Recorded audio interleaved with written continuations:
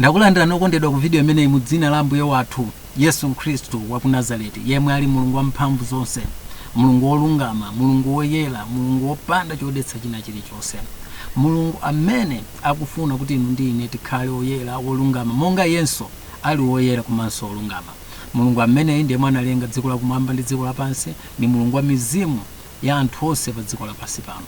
Mulungu amene ndiye mwe timampembeza, yemwe amadana ndi tchimo koopsa, amadana ndi kuyipa kuna kulikonse, amadana ndi zonyansa zonse. Wokondedwa, amene ndi Mulungu wathu, ndipo dzina lake ndi Yesu Kristu wa ku Nazareti. Ine ndi mtumiki wa Ambuye Prophet Ian Ntaba. Ndazipanga introduce for the sake of those omwe mwina mukutipanga join kumene koyamba ndithudi makamaka pokhala nafe mu video imeneyi komanso kusegula account imeneyi koyamba. Ndipo ningokudziwisani kuti ineyo ndili ndi Facebook account, that is ngati mukundionera from the YouTube account yotchedwa The Word of God Ministries. Mungoziwanso kuti ndi Facebook account, ndipo Facebook account imeneyo sitchedwa The Word of God Ministries, imatchedwa Ian Ntaba, IANNTABN ndithudi in brackets Prophet Ian. Wakondedwa, chifukwa chani ndikufuna ndikudziwiseni za Facebook account is simply because ku Facebook account uku ndikomwe ndi malemba ma sermons, mchichewa tingonena kuti ulaliki wolemba ndithudi, kapenanso chiphunziso cholemba, so ndi malemba ma sermons kapena ma teachings ndithudi. So Mulungu akalola nthawi zambiri ndimatha kulemba masiku osatizana, pena after 2 days, pena after 3 days, koma in a week mukhoza kumalimbikitsika through ma teachings omwe ndi malemba ku page ya Facebook. So if possible, if mzimu woyera wakupangani convict kuti muziphunzira kuzera ku ulaliki umene omwe ndi malemba ndi chiphunzitso chomwe ndi malemba ku Facebook account, then you can follow Facebook account yanga imene yotchedwa Ian Ntaba. Muyizindikira bwanji kulibe profile picture yanga, the same mene zilili ku YouTube account kulibe profile picture yanga, koma mukhoza kuzindikira because ngati mwasegula ku YouTube profile picture ili ku YouTube yo ndiyo mweyonso ili ku Facebook account, ndipo ndi John chapter 9 verse 31 ndithudi mawu ake ndi omwewo, and mukaona kuti kuli zolemba ku profile pic iko ndithudi, I mean profile page. So you can just follow, you don't need to be my friend. Ofuna ukhala kuti we should be friends, please you can put in a friend request, ndikupangani ndithu ndipanga confirm sure.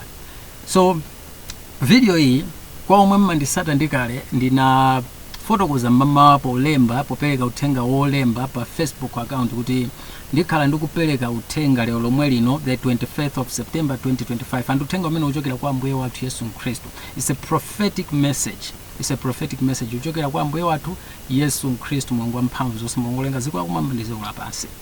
So before you learn this message, kapati these messages, tatiye ntingoikiza video imeneyi manja mwa Ambuye wathu Yesu Kristu. So tiye ntipemphere. Mulungu Atate wamphamvu zonse, dzina lanu ndinu Yesu Kristu, ndinu Mulungu wolungama woyera wopanda chodetsa china chilichonse.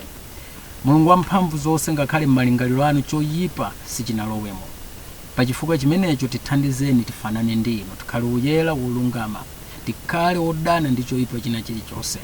Yehova, ndife ana anu, timvereni chisoni, tikhululukireni machimo athu, ndipo tikupemphani msise mzimu wanu woyera atithandize ife kuyenda mchiyero.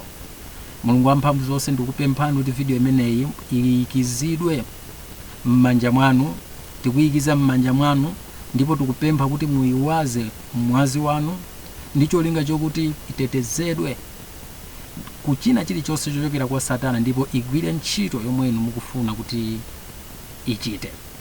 Mulungu wamphamvu zonse, ikasinthe miyoyo ya anthu, ikalimbikise ya Khristu, ikathunzitse mitima ya anthu. Ana anu ali tcheru kudikilira kuti amve uthenga wanu, adaliseni, afeweseni mtima.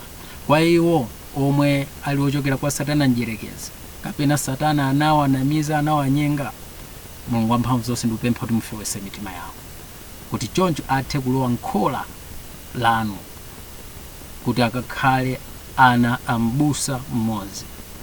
Mdzina la Ambuye wathu Yesu Khristu Mulungu wamphamvu zonse ndikupemphera kwa zonsezi inu Atate wakumwamba. Amen.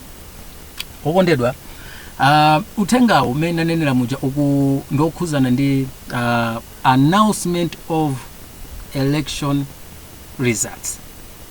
Kuulusa wowina zisankho. Kuulusa wowina zisankho. Masiku awawa okondedwa ena akhala kundilowera ku inbox. So Ambuye wathu yemwe ali Mulungu wamphamvu zonse amaona omwe amandilowera ku inbox, amawerenga zomwe amandilembera, andi ndinayesesa ndithu kuzera mu nzeru zomwe Ambuye adandipasa, kuzera mu revelation omwe anandipasa, kuwalimbikisa mtima, kuwayankha penanso ndinatha kulemba ku Facebook account kuja. Excuse me. Ndipo Ambuye wathu Yesu Khristu kupatula awawo bwana ndilowera ku inbox Facebook account, Ambuye Yesu Khristu athaso kumva madandaulo anthu, madandaulo ana ake okhuzana ndi chisankho chimenechi. Pali magulu awiri amadandaulo amenewa. Gulu loyamba ndi lomwe ndikukhulupirira kale kundisata, ndipo pakundisata kumeneko akudziwa kuti kuchokera 2024 to 2025 Ambuye Yesu Khristu akhala kundiuza kuti ndi Professor Arthur Peter Mutharika yemwe atawine zisankho zimenezi. Chifukwa chokuti ndi iyeyo akumbwezeresa pa mpando mmene anachitira ndi Donald Trump ku USA. And gulu ili lomwe likuziwa background imene kuti akuyenera kuyina ndi Professor Arthur Peter Mutharika chifukwa anakhulupirira uthenga omwe Ambuye Yesu Khristu anandipasa kuti ndapase, mchizungu timati ma prophecies.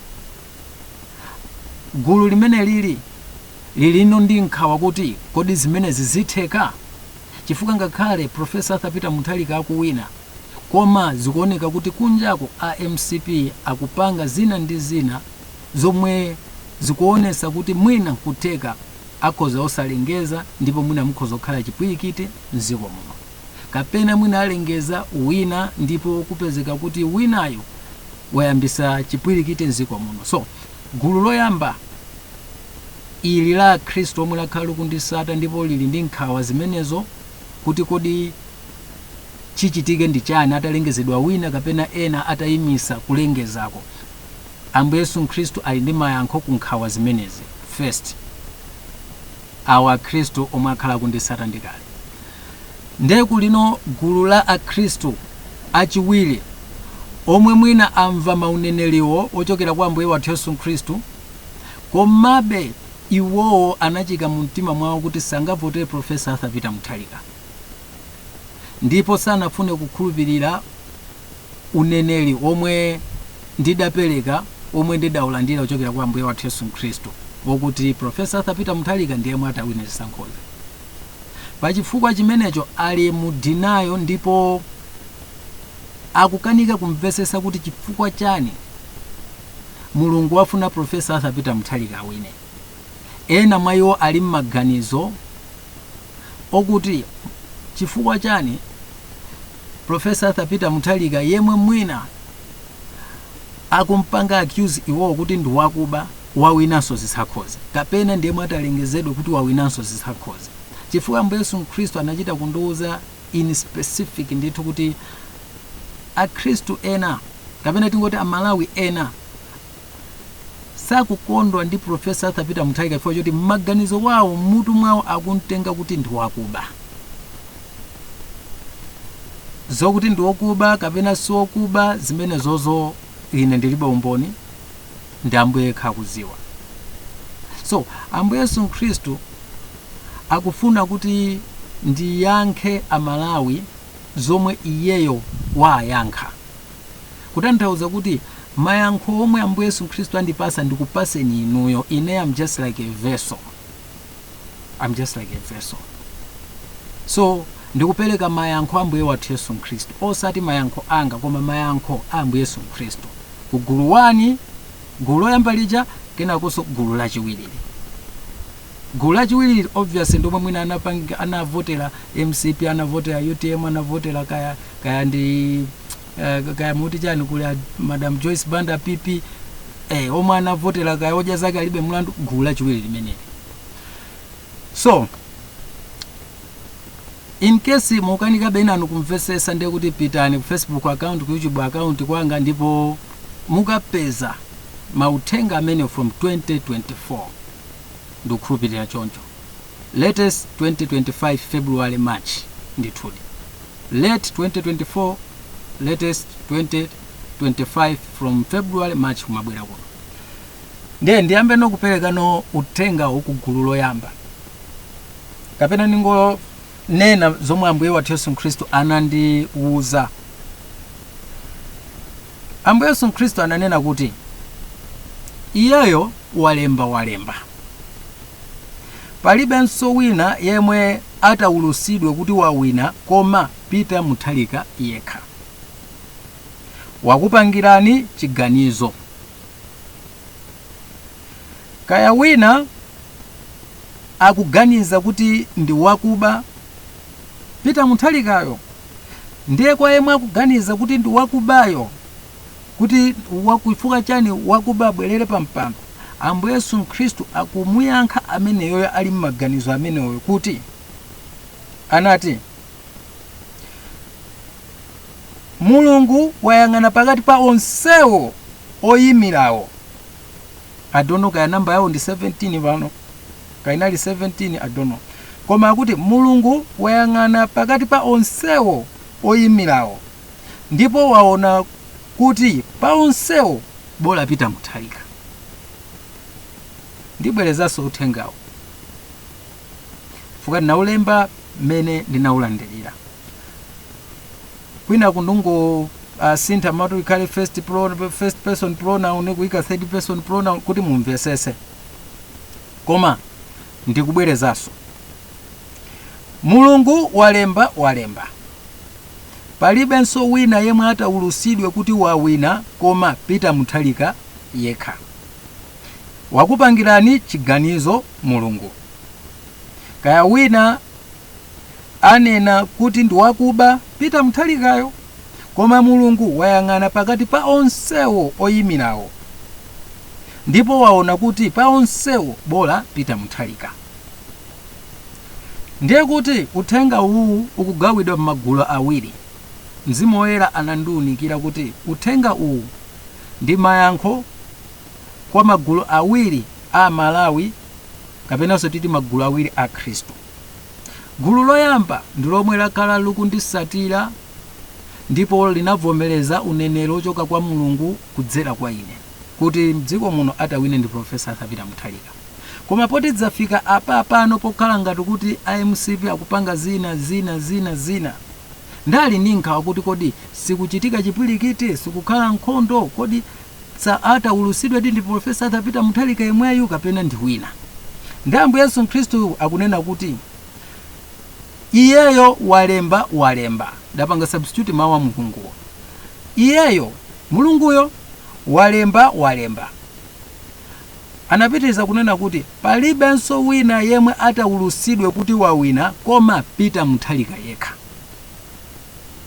Palibenso wina ataulusidwe kuti wawina koma Peter Mutharika yekha. Ndiye inu nonse muli ndi nkhawa kuti koma aulusidwe ati Profesa Peter Mutharika kuti wawina kapena ataulusidwe ndi wina kapena zima kaye. Ambuye Yesu Khristu akupasani yankho lanu ndi limeneli. Gulu lachiwiri ili lokuti nosopano lidavotera ka MCP, lidavotera UTM, lidavotera ka tinena kuti PP, kaya odya zake alibe mlandu, kaya navotera anankhumwa.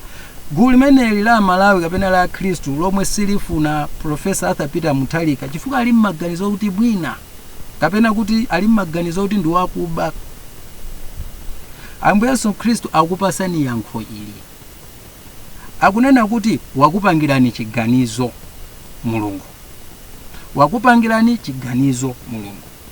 Nda anapitiriza kufotokoza kuti kaya wina anena kuti ndi wakuba Peter Mutharikayo, koma Mulungu wayang'ana pakati pa onsewo oyimirawo ndipo waona kuti pa onsewo bola Peter Mutharika.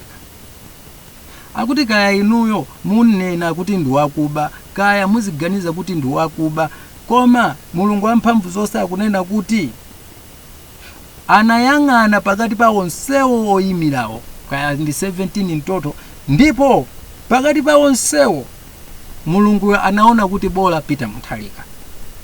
Ndipo chifukwa chimenecho kumayambiriroko kwa uthenga wopita ku gulu lachiwiri akunena kuti wakupangirani chiganizo mulungu. Ndikukhulupirira mwamvesesa pamene kukondedwa. Chabwino, tiye tiwerenge mawu a mulungu, tiyamba ndi Masalimo 135 verse 4 to 6.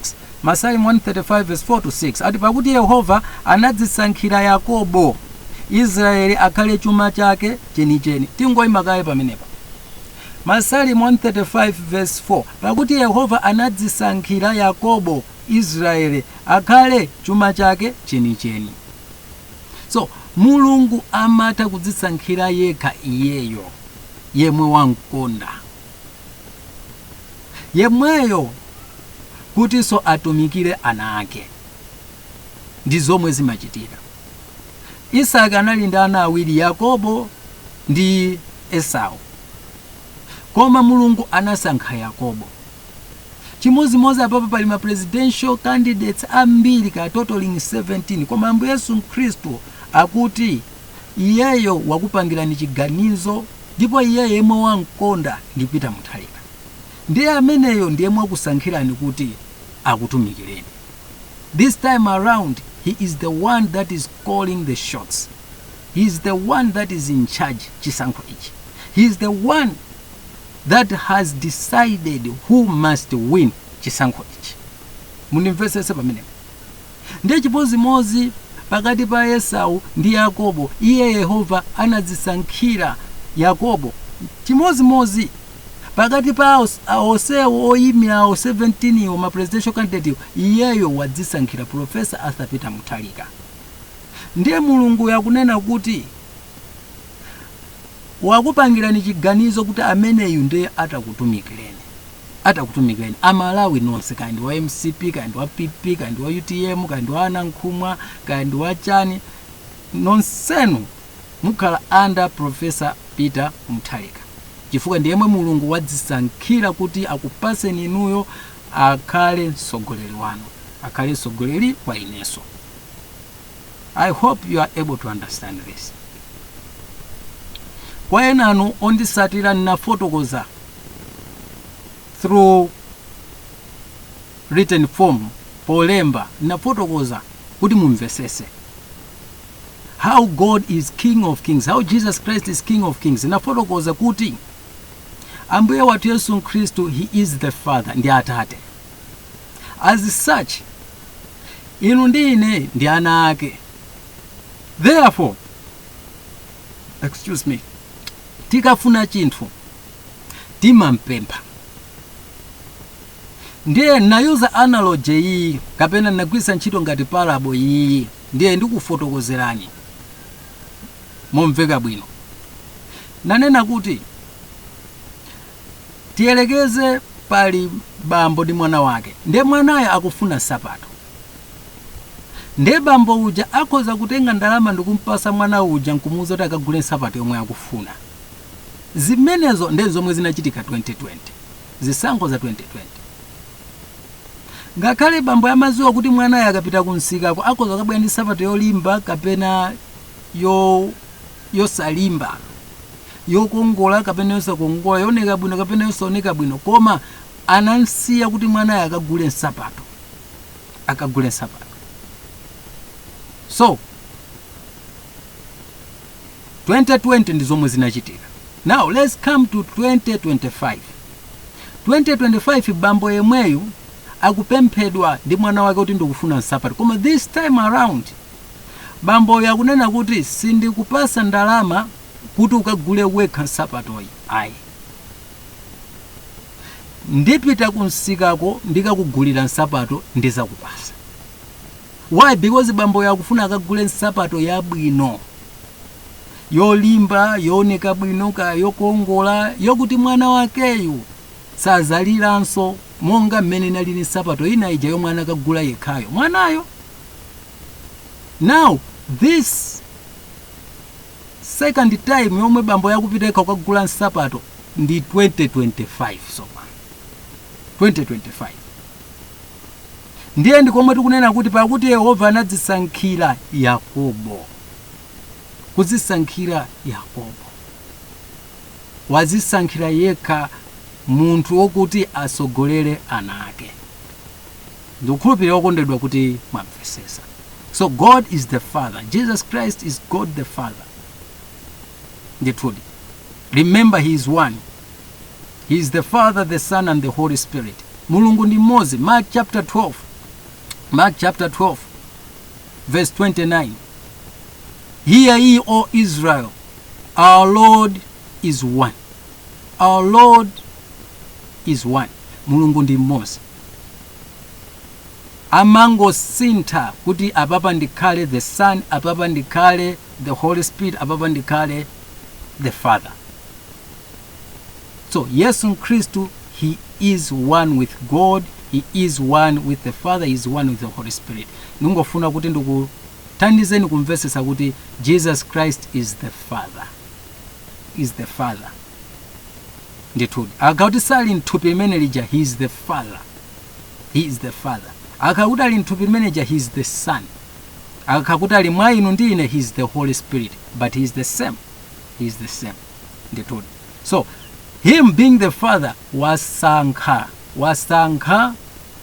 Professor Arthur Peter Muthalika. Ndithudi okondedwa. Tiwelenge verse 6, Masalimo 135 verse 6. Akuti chilichonse chinkonda Yehova achichita, kumwamba ndi pa dziko lapansi, nyanja ndi mozama monse. Masalimo 135 verse 6. Chilichonse chinkonda Yehova achichita. So chomwe iye chansangalasa amachita. Ndiye yemwe wansangalasa ndi Professor Arthur Peter Muthalika. Choyambirira tinene ichi, chomwe chansangalasa mu 2025 nchokuti atisankhira mtsogoleri. Ndiye wachichita. Ndiye chachiwiri chomwe chansangalasa nchoti pa atsogoleri onsewo wasankha Professor Arthur Peter Muthalika. Ndiye wachichita. Chomwe chansangalasacho kupanga chiganizo kuti ndikusankhirani mtsogoleri, chansangalasa choyambirira ndi chimenecho. Ndiye mtsogoleri akhale ndani? Professor Arthur Peter Muthalika. Chansangalasa chachiwiri ndi chimenecho. Ndiye amachichita. He is God Almighty. So meaning kuti kwa ma presidential candidates onsewo, Ambuye Yesu Kristu, because he is the past, the present and the future, amatha kupita kusogolo ndikuona kuti uyatakhala president angatani, ndikuona kuti uyatakhala president angatani, uyatakhala president angatani, uyatakhala president angatani, awatakhala president angatani, ndikuona the next 5 years zomwe zingachitike m'malawi muno. Ndikuzaona kuti Professor Arthur Peter Muthalika atakhala president angatani, ndikuona so the next 5 years zomwe zingachitike m'malawi muno. Ndikuona kuti pakati pa anthu 17 onsewo atati kuti apase mpando umene alole akhale president. Pa onsewo 17 iwo Mulunguyo waona kuti he went into the future. Nchoma ndikutanthauza, he went into the future anapita kusogolo. So pakati pa anthu 17 onsewo Mulungu waona kuti the best kapena the yemali better kuti kuoneka kuti dzikoli li mavuto atha ndipo muna linyamuka lipita kusogolo ndi Professor Arthur Peter Muthalika. Ndizo mambo Yesu Kristu akutanthauza papa. Kuti pakati pa anthu 17 onsewo yemwe yeye akumuonako kuti better ndi Professor Arthur Peter Muthalika. So meaning the Lord went into the future because he is already the future. So he saw the future. Anayesera kwasiya Joyce Banda, kwaona Joyce Banda kuti atata alamule dziko lino liyenda bwanji. A president yawira atata alamuleso 5 years dziko lino liyenda bwanji. Atata alamuleso kaya ndi oja zake alibe mlandu usi liyenda bwanji. So the Lord saw the future. Saw the future. As a result, waona kuti pa 17 onsewo aliyese atamsiya pa mpando ndikupita ku future kwake nkukaona, waona kuti the one who is better off ali bolani ndi Professor Arthur Peter Muthalika. Because God is the Alpha and the Omega, the beginning and the end. amatha kupita past, amatha kupita present, amatha kupita ku future. So this time around waona kuti atisankhire ndipo ndi Professor Arthur Peter Mutharika. Tateni tiwerenge buku la 1 Samuel mutu 16 verse 7. 1 Samuel mutu 16 verse 7 akuti, koma Yehova ananena ndi Samuel, usayang'ane nkhope yake kapena kutalika kwa msinkhu wake, popeza ine ndinankana iye, pakuti Yehova saona monga aona munthu, pakuti munthu ayang'ana chooneka ndi maso, koma Yehova ayang'ana mumtima, ayang'ana mumtima. So Mulungu wamphamvu zonse wayang'ana mumtima. So yemwe akuoneka kuti ali ndi passion kuti akhoza kutichosa m'mavuto ndipo akhoza kuyamba nokulisuntha dzikoli, because number 1 atichose m'mavuto omwe tiliwa, number 2 ayambe nokulisuntha dzikoli. Amene yoyo kwawo sewu 17 iwo Mulungu yemwe amuona mumtima mwake kuti ali ndi passion imene yoyo ndi Professor Arthur Peter Mutharika. So ife tikuyang'ana maonekedwe 85 years ena kujambula video kuti anagwa pa msonkhano. Ife tikuyang'ana zinthu ngati zimenezo, koma Ambuye Yesu Khristu akuyang'ana mumtima. Sakuyang'ana mayendedwe, sakuyang'ana kuti aponya step bwanji pokwera ma steps, sakuyang'ana kuti anagwa kapena sangagwe pokwera ma stairs kapena ma steps. Ambuye akuyang'ana mumtima. Zinazi ndi zakunja, nkhani ndiyo kuti who is better amongst the 17? Ambuye akuti Professor Arthur Peter Mutharika, because waona mtima wake. And wakondedwa, let us also look at the book of Jeremiah. Chabwe tisanapite ku buku la Jeremiah, tatiyeni ting'ono chivumbulutso mutu 17 verse 17, because mwina funso lina nkubana kuti ndezatheka bwanji zisankho izizi. Kwa omwe mwakhala kali koyamba kundi kukuonera ma videos ama prophecies okhuza ndi 2025 September 16th elections, ndi kuthandizani kumvesesa. Ambuye Yesu Khristu pajana ndiuza kwa inu omwe mwakhala mundisata kale kuti ma supporters a MCP, in fact sana pange specify kuti region yanji kweni, koma pote ambiri ali mu Central Region, so I believed kuti am Central Region. Koma Ambuye Yesu Khristu ananena kuti ma supporters a MCP amuonesera chikondi chapamaso President Dr. Lazarus Makathi Chakwera pakana siku la zisankho, koma kungolowa ballot box akadusa pa President Lazarus Makathi Chakwera akaona kuti nkhope yake ndiyi nditupo chonga ndi apa, koma akadusa akachonga pa Professor Arthur Peter Mutharika. This is the betrayal yomwe inachitika pa 16th, and uthenga umene unaupereka 3 months ago, 3 if not 4 months ago, I believe so. Ndipo uthenga umene uli ku YouTube ndithudi. Video imene ndiyo chedwa God's reason for the loss of President Makathi Chakwera ndithudi. So chinachitika ndi chani kuti Amalawi all of a sudden akachonge pa Professor Arthur Peter Mutharika omwewo from nowhere anadana ndi Professor Arthur Peter Mutharika in 2020. So chinachitika ndi chani kuti anthu asayang'ane age yake, asayang'ane kugwa kwake pa stage, kaya asayang'ane mavuto ake otani, koma anthu angonkondabe ndi kukanchongera. Ndifuna apapa kuti mudziwe kuti zimenezi zimachitika chifukwa chani. Wakondedwa, zimenezi zimachitika chifukwa chokuti Mulungu wamphamvu zonse wakhuza mtima wa wina aliyense yemwe angakhuzidwe, ndicho linga choti nambalayo yokwanirayo ikwanire ndipo ikasinthe zinthu ikachite zomwe iye akufuna. So God has the power to transform, to change, to harden or to soften a person's heart. Mulungu ali ndi mphamvu yokhuza mtima wa munthu, kufewesa mtima wa munthu, kuumisa mtima wa munthu. Mulungu ali ndi mphamvu yomuuza munthu by controlling his heart and his mind kuti upange ichi, and munthu uja ndikuchita. Ndiye welengereni mawu a Mulungu Chivumbulutso mutu 17 verse 17.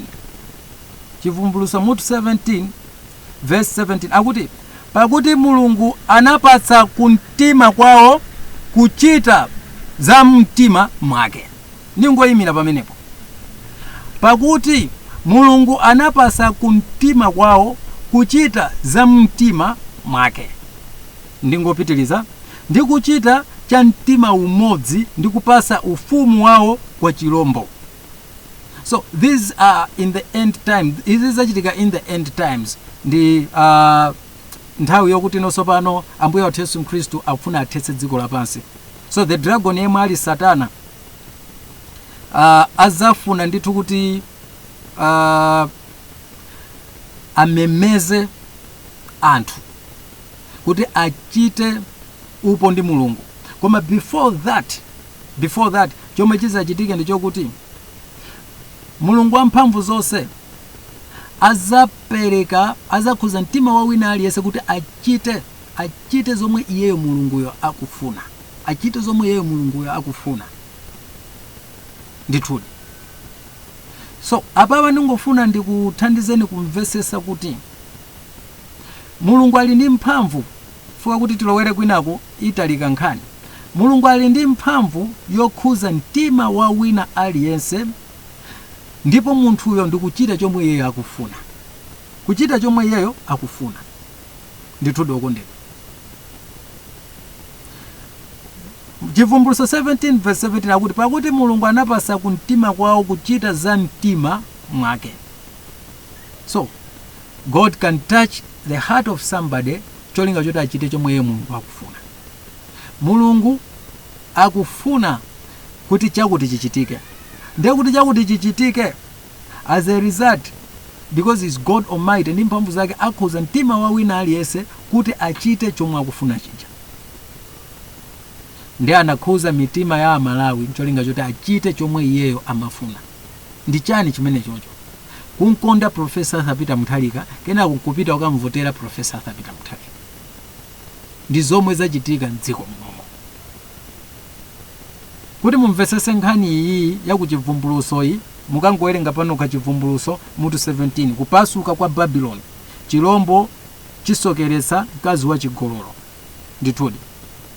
Koma nkhani ndiyo kuti anthu azakhala ndi mtima umodzi chifukwa Mulungu azayika mu mtima mwawo kuti aunonge Babylon in summary tingotero.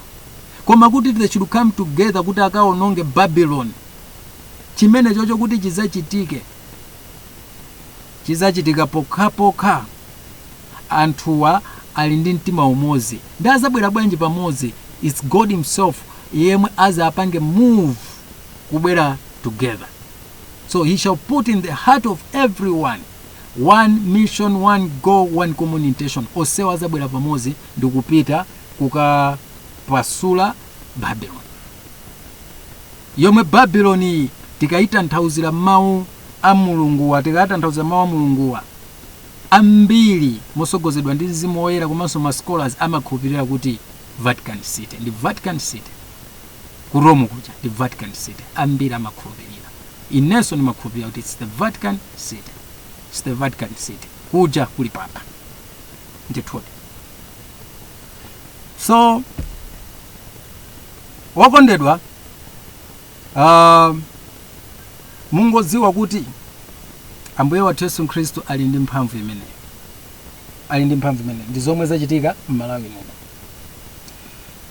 Tatiyeni tiwerenge kumamaliziro Yeremiya mutu 32. Yeremiya mutu 32. Ndipo tiwerenga verse 16 kufika 17. Yeremiya mutu 32 verse 16 to 17.